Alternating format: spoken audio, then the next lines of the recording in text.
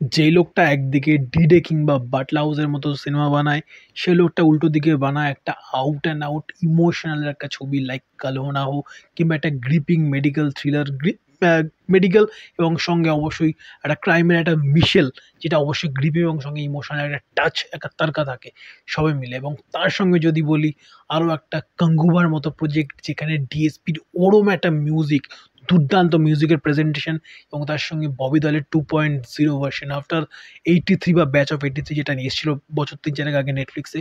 তারপর থেকে যেসব ধরনের কাজের সঙ্গে যুক্ত রয়েছে ববি দল, বা রিসেন্টলি অ্যানিমেলেরও একটা ছোট্ট রোলে যেরমভাবে সে তার কাজ ফুটেছে, এবং সঙ্গে অবশ্যই সূর্যার ওরম একটা লুক আর মানে ওভারঅল একটা দুর্দান্ত একটা দিন ছিল বা দুর্দান্ত একটা বিকেল বা সন্ধ্যে ছিল গতকাল ইন্ডিয়ান ফিল্ম লাভারদের জন্য। সর্বোপরি ইন্ডিয়ান ফিল্ম হিসেবেই বলছি।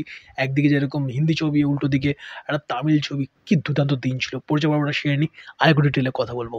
নমস্কার, আমি শুভ্রজিৎ এবং আপনাদের সকলকে আরও একবার স্বাগত আমার চ্যানেল ফিল্মি চতুষ্কোণে। তো প্রথমে গাঙ্গুবার টিজারটা নিয়ে কথা বলি।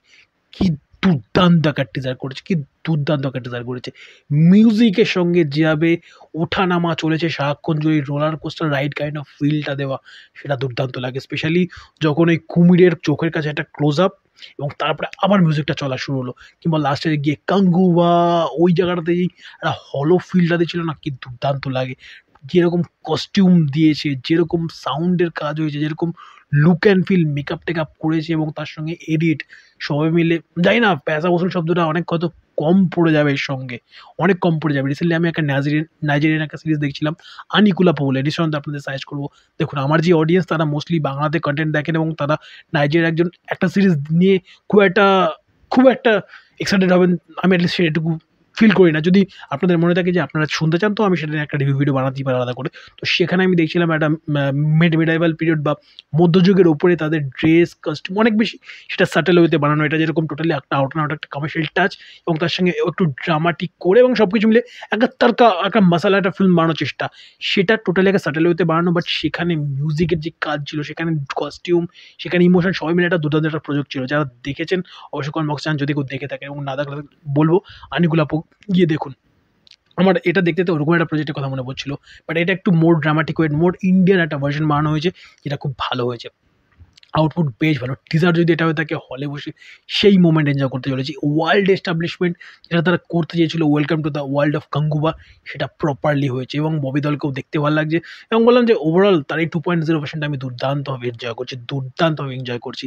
যারা দেখেছেন গাঙ্গুবার টিজারটা অবশ্যই কমেন্ট বক্সে জানান। হিন্দি ভার্সন, হিন্দির কি আছে মানে জাস্ট কিছু বলছেই তো না অ্যাজ সাচ, মানে লাস্টে ওই গাঙ্গুবা গাঙ্গুবা বলছে, ওটা থোড়ি মানে ওটা ওই ল্যাঙ্গুয়েজটার সঙ্গে যাচ্ছে অ্যাসোসিয়েটেড। ওটা সেক্ষেত্রে না হিন্দি, না বাংলা, না তামিল, তেলেগু, যাক বাংলা তো নেই যদিও, বাজি বকছি।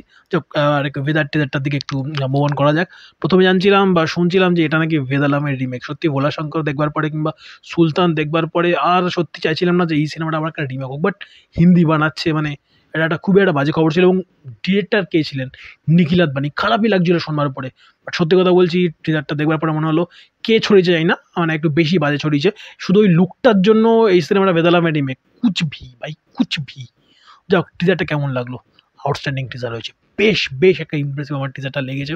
ওই জন্য লেগেছে ইমপ্রেসিভ অ্যাজ ফাক। যাক, শব্দের আমি ঢুকছি না শব্দের ডিটেলে, বাট ভালো টিজার হয়েছে। মানে এখানে দেখুন, সালা খারুসের মতো সিনেমা যারা দেখেছেন, কিংবা ওই জনরার সিনেমা যেখানে একটা মেয়ের জার্নি এবং সেখানে তার কোচ সাহেব তাকে ব্যাক করছে, এখানে দুজন মেয়ে লড়াইটা লড়ছে, বেশ ভালো। কিংবা চক দে ইন্ডিয়ার যে লাইন আপটা, একদল মেয়ে লড়ছে এবং তার পিছন থেকে ওই সিনটা, যেটা ওই ক্যাফের সিনটা ছিল, মেয়েরা লড়ছে, সেখানে একটা ছেলে গিয়ে পিছন থেকে মারছে, তখন শাহরুখকে ধরছে, বলছে আসলি মর্দ বানো, ওই যে ব্যাপারটা, সামনে থেকে লড়ো, ওই যে বিষয়টা একটা একটা ওই যে কোচ এবং তার মেয়ে হোক কিংবা ছেলে হোক, যা স্টুডেন্ট এবং স্যারের মধ্যে যে সম্পর্কটা, ওই সম্পর্কটা থাকবে, একটা ইমোশনাল টাচ এবং তার সঙ্গে ভালো একটা অ্যাকশনটাকে যেভাবে কোরিওগ্রাফি করেছে এবং ক্যামেরা মুভমেন্ট, তার সঙ্গে মিউজিক, এবং লাস্টে যতটা এগোয় ধীরে ধীরে মিউজিকটা যেরকম তার পেসটা বাড়তে থাকে এবং তার সঙ্গে কাটগুলো প্রচণ্ড ফাস্ট পড়তে থাকে, সেই জায়গাগুলো বেশ ভালো লেগেছে।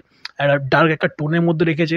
মেবি গল্পের যেটুকু আভাস পাওয়া যাচ্ছে, একটা ফ্রেমে আমরা দেখি তামান্না বসে আছে, তার পাশে একটা আর্মি ড্রেসে মেবি এক্স আর্মি অফিসার, তার সংসারটা কিছু একটা কারণে হয়তো পুরো একদম ধূলিসাৎ হয়ে যায় এবং তারপরে সে ওরকম একটা ক্যারেক্টার হয়ে যায় যে সে শুধু মারধারের ভাষা বোঝে, সে আর কোনো ভাষা বোঝে না।